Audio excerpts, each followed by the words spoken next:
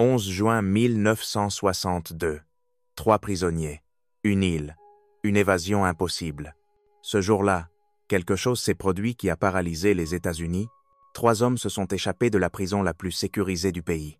Et on ne les a jamais revus. Comment ont-ils fait? Sont-ils morts ou vivent-ils toujours en liberté? Les fugitifs. Frank Lee Morris et les frères John et Clarence Anglin. Des criminels chevronnés, experts en braquage de banque et en évasion de lieux réputés inaccessibles. Leur plan était millimétré. D'abord, ils ont creusé un trou derrière le mur de leur cellule. Puis, ils ont grimpé jusqu'au toit. Ils ont descendu jusqu'à la rive nord de l'île. Et de là, ils se sont lancés en mer sur un radeau de fortune fabriqué avec des imperméables volés. Après cela, le silence. On n'a jamais plus entendu parler d'eux. Aucune trace. Aucun corps. Rien. Ont-ils réussi? Sont-ils morts dans leur tentative? Pendant plus de 6 décennies, le FBI a tenté de répondre à cette question, et encore aujourd'hui, le mystère reste entier. Mais il y a quelque chose que nous avons, des preuves, des témoignages et des secrets enfouis. Et dans cette vidéo, nous allons les déterrer un par un. Avant d'analyser cette nuit historique, il faut comprendre où cela s'est passé. Parce qu'Alcatraz n'était pas une prison ordinaire. C'était une cage conçue pour enfermer les criminels les plus redoutés du pays. Al Capone, Mickey Cohen, Bumpy Johnson, Whitey Bulger, Machine Gun Kelly. Ils y sont tous passés. Et tous savaient une chose. S'évader d'Alcatraz n'était pas une option. C'était une condamnation à mort. La prison du désespoir. Alcatraz n'était pas comme les autres. Ce n'était pas seulement une prison. C'était une punition sous forme d'île. Un rocher isolé par une mer glaciale, où le désespoir faisait partie du décor. Son histoire commence après la guerre de sécession, à la fin du 19e siècle. À ses débuts, elle servait de prison militaire. On y envoyait des soldats insubordonnés, des déserteurs et des ennemis politiques du gouvernement. Mais en 1912, Alcatraz commence sa transformation. Cette masse de béton armé que nous connaissons aujourd'hui, le gigantesque bloc central, a été construite par les prisonniers eux-mêmes. 600 cellules. À l'époque, c'était le plus grand bâtiment en béton armé du monde. C'est ainsi que naquit le surnom qui la rendrait légendaire, le Rocher. En 1934, Alcatraz cesse d'être une prison militaire. Elle devient une pénitencier fédérale. Son objectif était clair, enfermer ici les hommes les plus dangereux du pays. Ceux qui étaient ingérables, ceux qui s'étaient déjà évadés d'autres prisons, ceux qui n'avaient plus rien à perdre. Meurtriers, kidnappeurs, mafieux, braqueurs de banque. C'était la solution ultime face aux crimes qui explosaient durant la Grande Dépression. Et pour que les choses soient claires dès le premier jour, le procureur général de l'époque écrivit « J'ai voulu créer une prison pour les détenus les plus incontrôlables. J'en ai parlé au président Roosevelt et, avec son approbation, j'ai choisi la baie de San Francisco. J'ai supervisé chaque étape. J'ai sélectionné le directeur, les gardiens, et j'ai conçu cet endroit comme le symbole absolu de l'isolement. Alcatraz n'était pas seulement une prison. C'était une expérience sociale brutale. Dans ce nouveau modèle pénitentiaire, les détenus n'avaient plus de nom. Ils n'avaient qu'un numéro. L'objectif était simple, les dépouiller de leur identité, les briser de l'intérieur. Et pour y parvenir, des mesures extrêmes furent mises en place. Conditions de détention inhumaines. Juste le strict nécessaire. Nourriture basique, eau, vêtements et soins médicaux limités. Des journaux? Interdits. La radio? Non. Des lettres? Un privilège réservé aux bons détenus. Travailler? Il fallait le mériter. La bibliothèque? Accès restreint. Mais rien n'était plus cruel que la règle du silence. Durant les premières années, parler était interdit. Dans la cellule, au réfectoire, au travail. Pas un mot, pas un seul. C'était tellement extrême que cela a provoqué des crises de folie. Tellement que la règle dut être abolie à la fin des années 30. Le gangster William Henry Ambrose l'a expliqué mieux que personne. Capone n'a pas perdu la raison, mais il était à la limite. On l'a envoyé au trou 3 ou 4 fois pour avoir parlé. Ici, tu ne pouvais rien dire, ni à table, ni au travail, ni dans ta cellule. C'est la prison la plus dure que j'ai jamais vue. Le désespoir te ronge. Tous, sans exception. James A. Johnston, le premier directeur d'Alcatraz en tant que prison fédérale, est l'homme qui a conçu ce système impitoyable. Il voulait une prison de sécurité maximale, dans tous les sens du terme.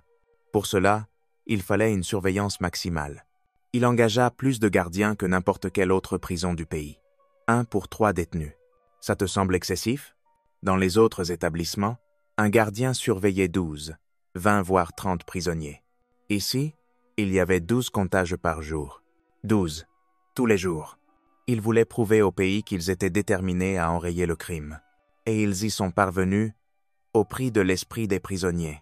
Charlie Bourra, l'un des détenus les plus redoutés des années 30, a dit « Alcatraz n'était pas une prison. C'était un lieu sans espoir. Une prison mentale. La seule chose qui me faisait tenir, c'était d'imaginer qu'un jour je pourrais en sortir. » Un autre témoignage, encore plus déchirant, est venu du détenu Jim Quillin, matricule à 586. Nous vivions sans avenir. C'était la seule façon d'exister. Tu savais que ta jeunesse était finie. Moi-même, je me suis retrouvé dans cet état de désespoir, conscient que je ne la retrouverais jamais. Beaucoup de prisonniers étaient des durs à cuire, mais même eux commençaient à se briser. Car le plus cruel à Alcatraz, c'est que la liberté était là, juste de l'autre côté de l'eau. Depuis leur cellule, ils pouvaient voir San Francisco. Les lumières, le mouvement, la vie. Parfois, ils entendaient même les rires des femmes sur les bateaux touristiques qui passaient près de l'île. C'était une torture invisible, un rappel constant de ce qu'ils avaient perdu à jamais. Les années passaient, et chaque jour qui s'écoulait, leur âme s'érodait. Certains acceptèrent leur sort, d'autres abandonnèrent complètement, mais beaucoup, énormément, commencèrent à penser la même chose. Je dois sortir d'ici, même si c'est la dernière chose que je fais. Et, pour certains, la seule issue, c'était la mer. Parler d'évasion était tabou, mais inévitable. À Alcatraz, rêver de s'évader était la seule chose qui permettait à beaucoup de rester sains d'esprit. Les rumeurs circulaient dans les couloirs comme des échos interdits. Des histoires d'autres qui avaient tenté leur chance. Des légendes qui, à force d'être répétées, commençaient à sembler possibles. La fuite de 1962 fut-elle la première? Pas du tout. Depuis qu'Alcatraz est devenue une prison fédérale, il y a eu 14 tentatives d'évasion documentées. Et si l'on remonte à son époque militaire, plus de 35. L'ennemi le plus mortel ne se trouvait pas dans les tours ni derrière les barreaux. Il était dans l'eau. La baie de San Francisco est réputée pour ses courants froids, violents et imprévisibles. Tout fugitif devait affronter la mer, et beaucoup n'y ont pas survécu. Sur les 35 tentatives de l'ère militaire, 17 se sont terminées par des prisonniers noyés. À présent, concentrons-nous sur les cas entre 1934 et 1962. Car pour comprendre ce qu'ont fait Maurice et les frères Anglin, il faut d'abord voir qui les a inspirés. 27 avril 1936. Le premier à tenter sa chance fut Joseph Bowers, détenu numéro A210. Il était arrivé à Alcatraz en septembre 1934, condamné à 25 ans pour tentative de cambriolage. Il faisait partie du tout premier groupe de prisonniers envoyés sur le rocher. Mais dès le début, Bowers posa problème. Selon les rapports médicaux, homme d'une capacité mentale extrêmement faible, avec une attitude hostile, nécessite des mesures strictes. Les médecins soupçonnaient qu'il souffrait de troubles mentaux. Ses compagnons le considéraient comme instable, solitaire et désespéré. La routine d'Alcatraz, combinée à la règle du silence, le brisait peu à peu. Un jour, il refusa de travailler à la blanchisserie. Son châtiment, 3 mois enfermé dans une cellule d'isolement de 8 mètres. En juin 1935, il refusa à nouveau. Il cria « Mettez-moi au cachot, je ne veux pas travailler ». Il fut isolé, et sa ration alimentaire réduite au strict minimum. On le réaffecta ensuite à l'incinérateur d'ordures, à l'ouest de l'île. Un travail solitaire, mais Bowers semblait tenir, jusqu'à ce que l'inévitable se produise. Nous sommes le 27 avril 1936, vers 11 heures du matin.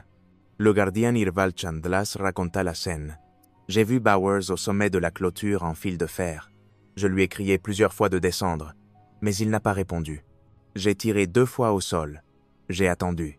Puis j'ai tiré une 3e fois, visant ses jambes. Il s'accrochait à la clôture avec ses mains, les pieds pendant au-dessus du précipice. Quand je suis revenu après avoir alerté l'armurerie, Son corps avait déjà chuté dans la mer. Il mourut en heurtant les rochers. La version officielle, une tentative d'évasion avortée. Mais tout le monde n'était pas d'accord. Roy Gardner, un autre détenu témoin de la scène, affirma « Ce n'était pas une tentative d'évasion. Le vent avait emporté des papiers hors de l'incinérateur. Bowers a essayé de les récupérer, comme on le lui avait ordonné. Le gardien lui a crié dessus. Il a répondu qu'il devait ramasser les papiers. Ils l'ont abattu. Il ne cherchait pas à s'échapper. » Un autre témoin, un jeune gardien nommé Roger, émit aussi des doutes. Je l'ai vu grimper la clôture, mais vers l'intérieur, comme s'il voulait retourner dans la cour. Lorsqu'il a réussi à passer un bras et une jambe, un troisième coup de feu a retenti. Il est resté suspendu quelques secondes, puis il est tombé. Obéissait-il simplement aux ordres, ou avait-il perdu la raison? Tentait-il de s'évader, ou s'agissait-il d'un malentendu fatal? Nous ne le saurons jamais. Mais une chose devint claire. Quiconque s'approcherait de la clôture mourrait. Et les futurs fugitifs, y compris Maurice et les frères Anglin, ont bien retenu le message. La deuxième tentative. Cole et Rowe. 6 décembre 1937. Cette deuxième tentative fut différente, froide, calculée et planifiée par deux professionnels. Theodore Ted Cole et Ralph Rowe. Tous deux étaient des braqueurs de banque. Tous deux avaient un long passé d'évasion. Et tous deux s'étaient déjà connus dans une autre prison avant de se retrouver à Alcatraz. Ted Cole était décrit comme un meurtrier impitoyable et maladroit, avec un calme troublant. Son dossier était rempli de crimes commis à travers plusieurs États, vol, enlèvement et violence. Ralph Rowe n'était pas en reste. Il avait aussi une décennie de braquage derrière lui et accumulait les sanctions pour avoir insulté des gardiens, provoqué des émeutes et défié l'autorité. Les deux hommes étaient de la dynamite pure. Ted et Ralph furent affectés à un atelier de réparation de pneus, situé dans un ancien bâtiment industriel au nord de l'île. Ce bâtiment n'avait pas été renforcé comme le reste d'Alcatraz. Ses barreaux étaient encore en fer doux, vestige de l'époque militaire. Là, ils virent leur chance. Pendant des semaines être des mois, ils limèrent discrètement les barreaux d'une fenêtre arrière. À tour de rôle, en silence, attendant le bon moment. Et ce moment arriva. Un jour particulièrement brumeux, leur meilleur allié. Il était 13h. Lors du comptage, les deux hommes étaient présents dans l'atelier, comme toujours.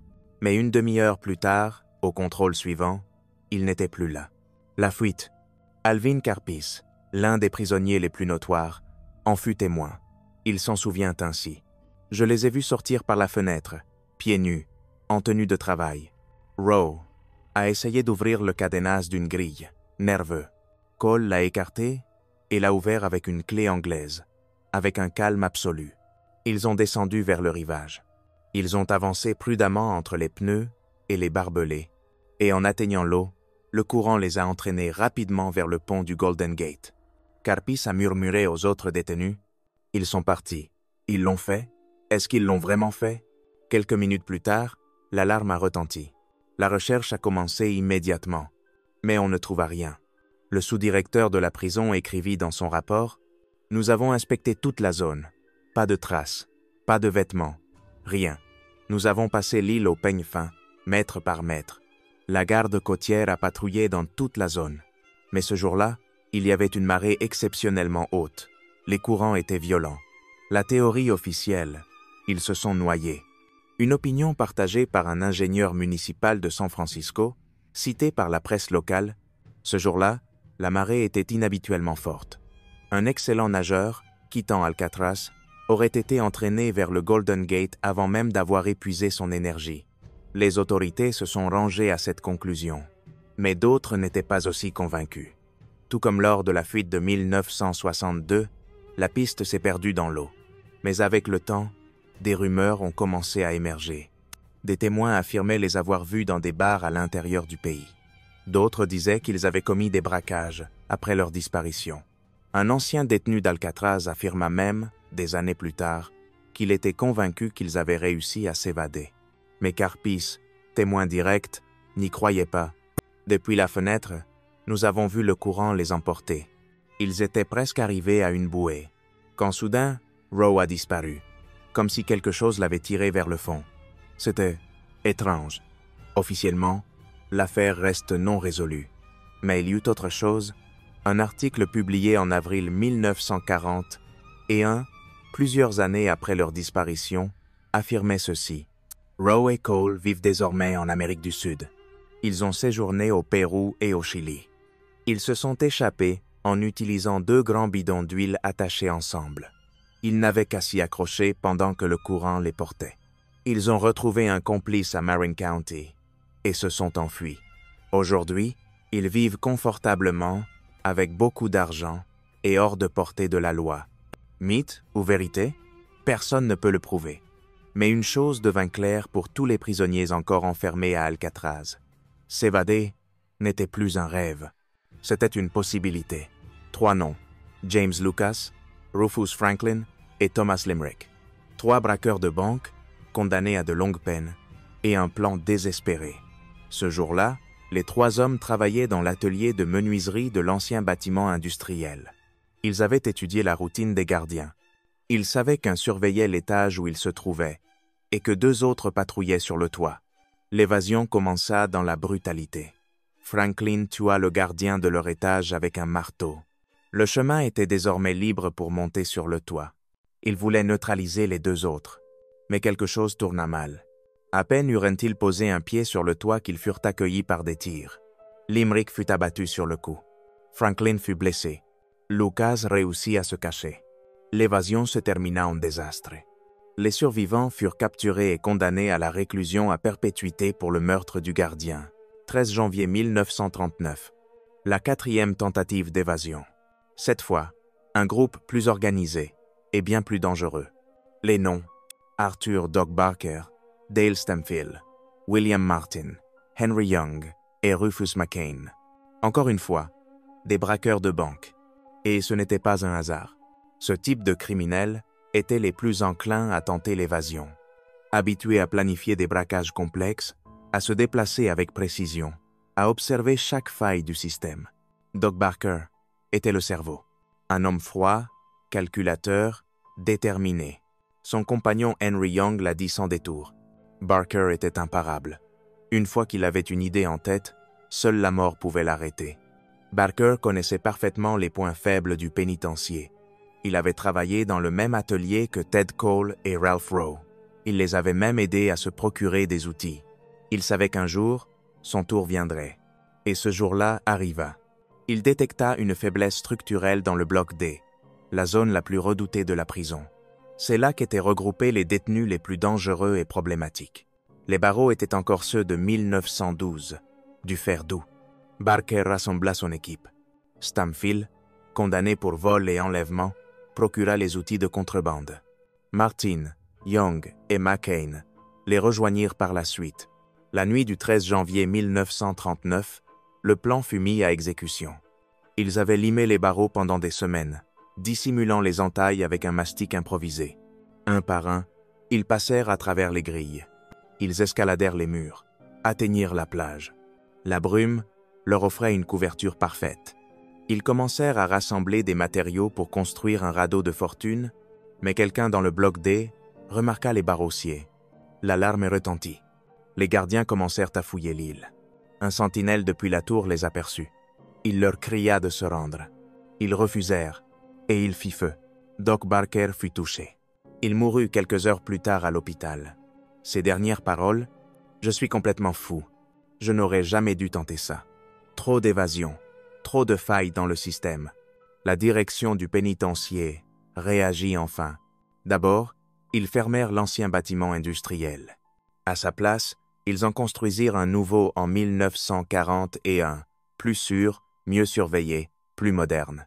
Ensuite, le bloc D fut renforcé. Les anciens barreaux furent remplacés par de l'acier solide. Mais même avec ces améliorations, les évasions ne cessèrent pas. 14 avril 1943.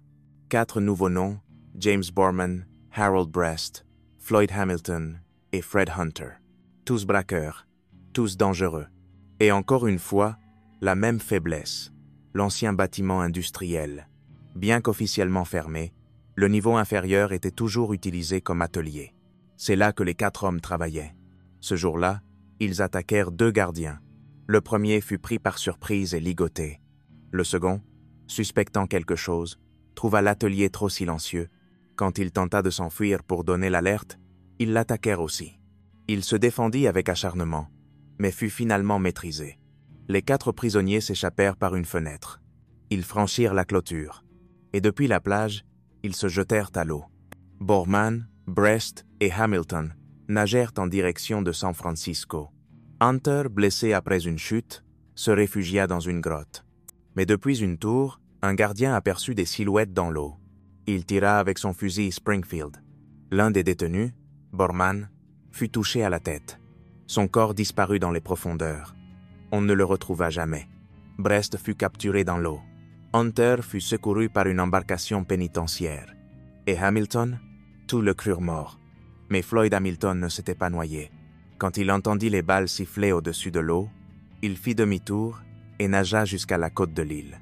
Il trouva la même grotte où s'était caché Hunter, et y resta en silence pendant 2 jours. Sans nourriture, sans eau, sans espoir. Finalement, épuisé par la faim, il retourna clandestinement à l'atelier.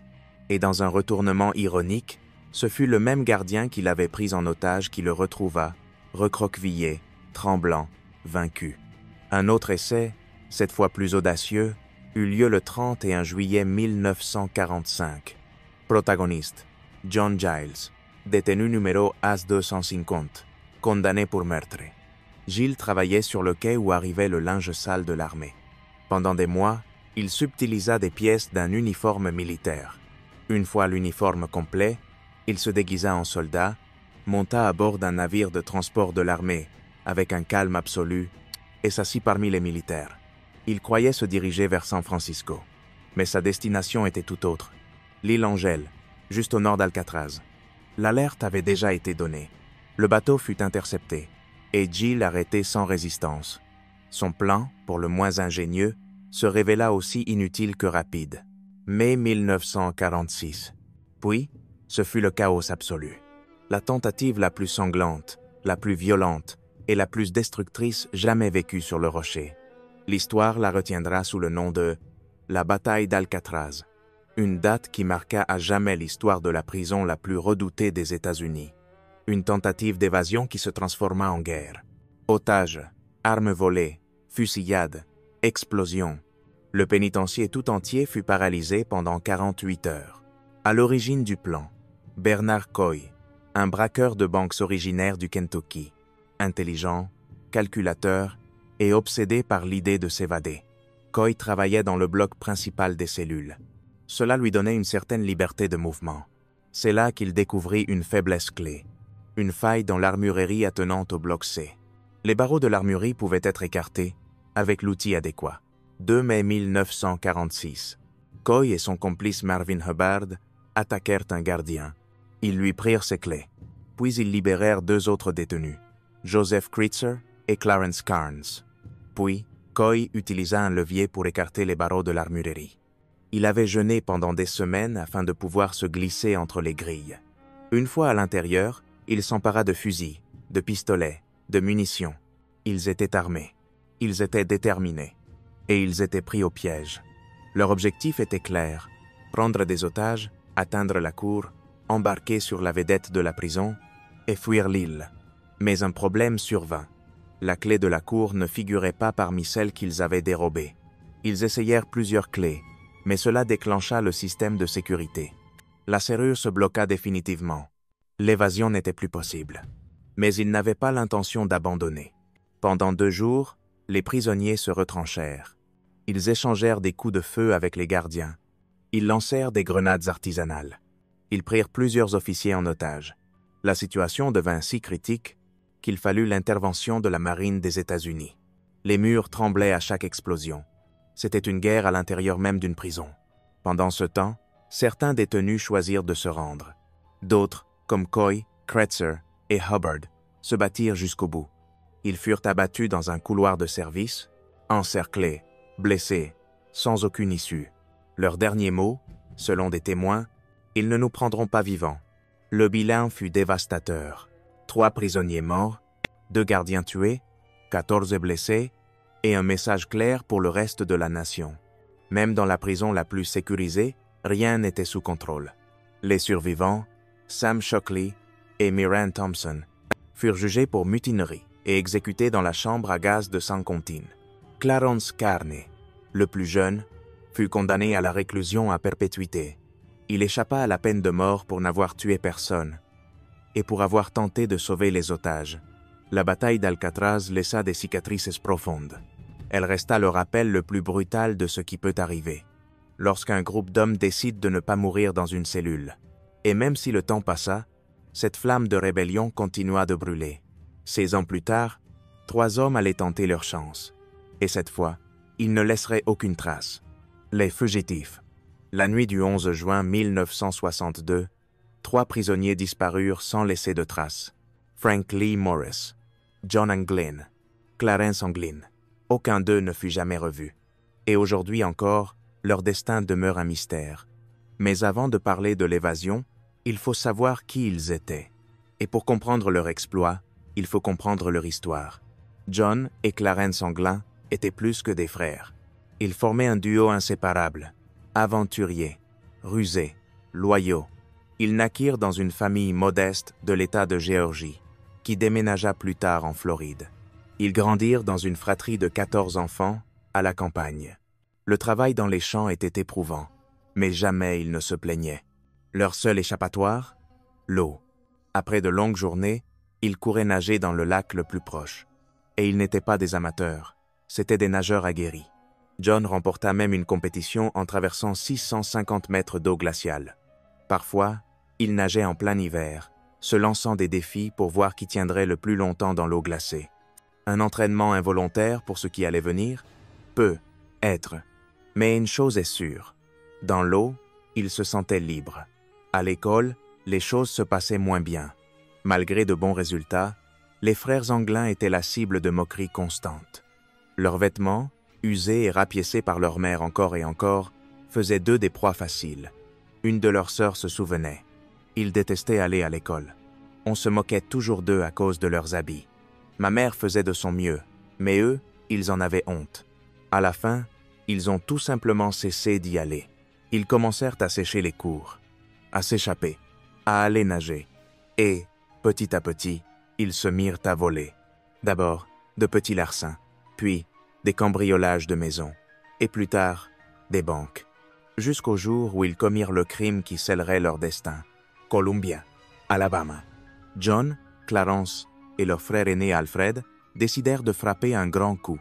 Ils braquèrent une banque et s'enfuirent avec plus de 18 $. Un butin énorme pour l'époque. À partir de ce moment, une chasse à l'homme national commença. Ils essayèrent de se cacher, de changer d'état, de passer inaperçus. Mais finalement, ils furent capturés dans l'Ohio. Ils acceptèrent toute la culpabilité sans protester. Les 3 furent condamnés à 35 ans de prison. Ils furent envoyés au pénitencier d'Atlanta. Et à cause de leur tendance à s'évader, on les sépara. Alfred resta là-bas. Clarence fut transféré à Leavenworth, Kansas. Et John, à Lewisburg, Pennsylvanie. Mais cela ne les arrêta pas. À Lewisburg, John ne tarda pas à concevoir un plan d'évasion. Il fut découvert avant de pouvoir le mettre en œuvre. En guise de punition, il fut transféré à Leavenworth, où il retrouva son frère Clarence après 2 années de séparation. Ensemble, ils tentèrent plusieurs fois de s'évader. Et c'est alors que les autorités décidèrent de les envoyer dans la prison dont personne ne s'échappait, Alcatraz. John arriva le premier. En octobre 1960, Clarence le rejoignit 3 mois plus tard. Sur le rocher, John n'était pas seul. Là, il fit la connaissance d'un vétéran du crime, qui devint son allié, James Whitey Bulger, condamné à 20 ans pour braquage à main armée et pour une tentative d'évasion ratée. Whitey leur transmit tout le savoir des anciens. Comment se déplacer dans la prison? Quels gardiens étaient les plus stricts? Quelles zones il valait mieux éviter? Et surtout, comment survivre mentalement à l'enfermement? Lorsque Clarence arriva, il écrivit une lettre à sa mère. « Je vais bien. J'ai déjà vu John. Il ne fait pas aussi froid ici qu'à Leavenworth. Je n'ai pas encore de travail, mais je vais m'en sortir. » Tout semblait sous contrôle. Mais en silence, un plan commençait à se former. Et puis apparut un 3e nom, Frank Lee Morris. Né à Washington en 1926, Sa vie fut un tourbillon dès l'enfance. Il ne connut jamais ses parents. Sa mère était toxicomane. Son beau-père, violent. Tous deux moururent lorsqu'il avait 11 ans. Dès lors, il fut pris en charge par l'État. Il passait de foyer en foyer, s'échappait et finit par atterrir dans des maisons de correction, puis des prisons. Frank Morris était différent, réservé, silencieux, observateur. Il ne cherchait pas la compagnie.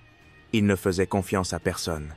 Mais il possédait quelque chose qui le rendait unique, un quotient intellectuel de 133, bien au-dessus de la moyenne. Et il utilisait cette intelligence pour une seule chose, s'évader. Il s'était échappé de plusieurs établissements auparavant. À chaque fois, il apprenait de ses erreurs. À chaque fois, il perfectionnait sa technique. Whitey Bulger le connaissait bien. Il s'en souvient ainsi. Frankie n'était pas violent. Il était brillant. Il s'évadait parce qu'il en avait besoin. C'était sa façon de vivre. Janvier 1960. Frank arriva à Alcatraz. Un an avant les frères Anglin. Dès le premier jour, il analysa chaque recoin, chaque routine, chaque faiblesse. Il parlait peu, mais il observait et mémorisait tout. Frank et les Anglin n'étaient pas dangereux au sens traditionnel. Ils ne cherchaient pas à faire du mal, mais ils partageaient une idée fixe, s'évader.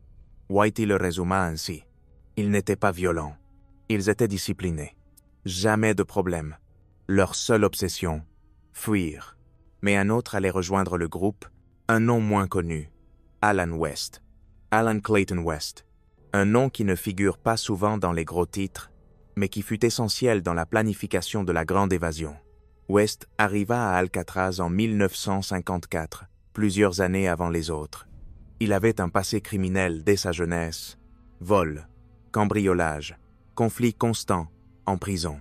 C'était un détenu problématique, arrogant et violent. Un des gardiens de l'île déclara des années plus tard « Je n'ai jamais aimé West. C'était le seul que je considérais vraiment dangereux. Il portait toujours une rancune contre l'uniforme. Il participa à plusieurs bagarres raciales, toujours au cœur des conflits. Mais, fait surprenant, il connaissait déjà Maurice et les frères Anglin. Bien avant de se retrouver à Alcatraz, les 4 hommes s'étaient croisés dans d'autres prisons, le pénitencier d'Atlanta et le centre correctionnel de Rafford, en Floride. C'est là que le lien s'est formé. C'est là qu'ils ont partagé des idées. C'est là probablement que tout a commencé.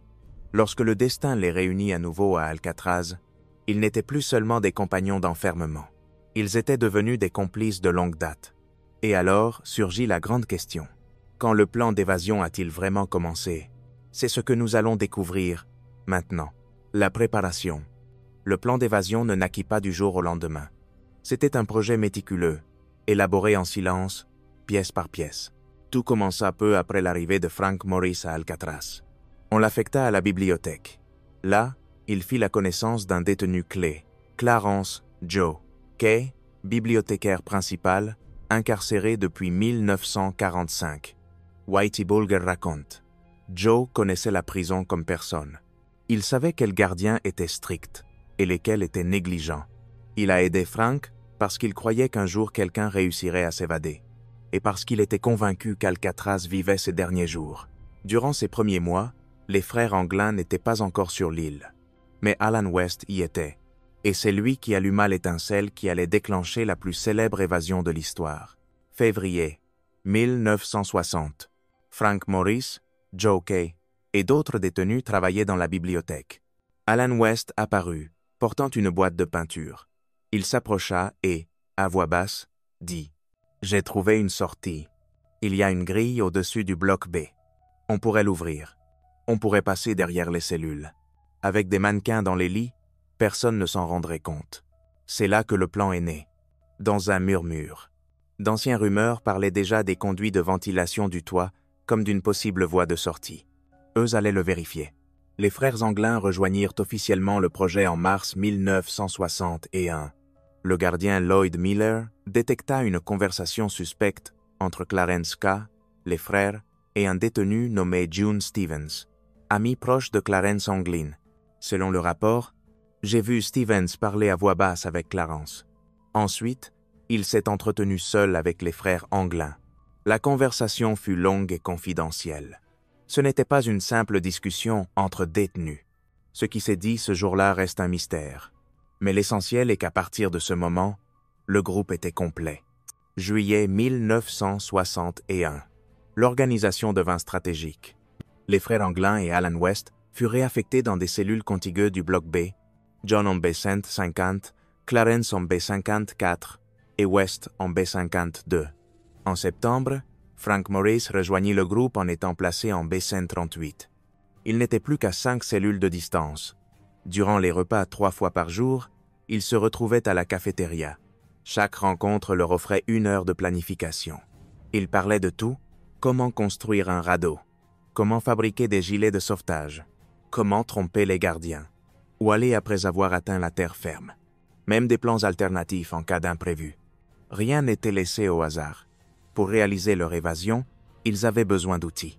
Et pour cela, chacun obtint un poste stratégique dans le pénitencier. Frank Morris fut affecté à l'atelier de brosse, au rez-de-chaussée du nouveau bâtiment industriel. Là, il cachait des matériaux, colle, outils, pièces détachées. Clarence Anglin devint barbier, un poste clé pour récolter des cheveux qui servirait plus tard à fabriquer des têtes factices. John Anglin, lui, travailla dans l'atelier de vêtements, aux côtés d'un vieil ami, Mickey Cohen, le célèbre mafieux de Los Angeles. Et oui, Mickey Cohen joua aussi son rôle. On raconte que, grâce à son influence, Mickey Cohen aida à établir des contacts à l'extérieur de la prison. Cohen fut le seul détenu de l'histoire d'Alcatraz à obtenir une liberté sous caution.